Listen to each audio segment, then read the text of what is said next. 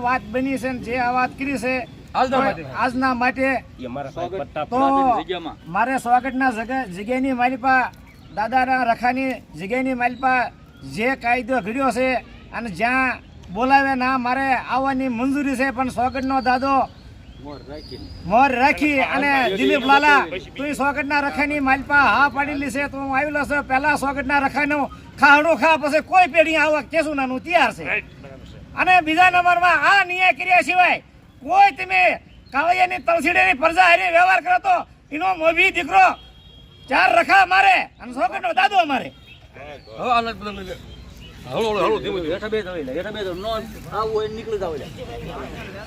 બરોબર છે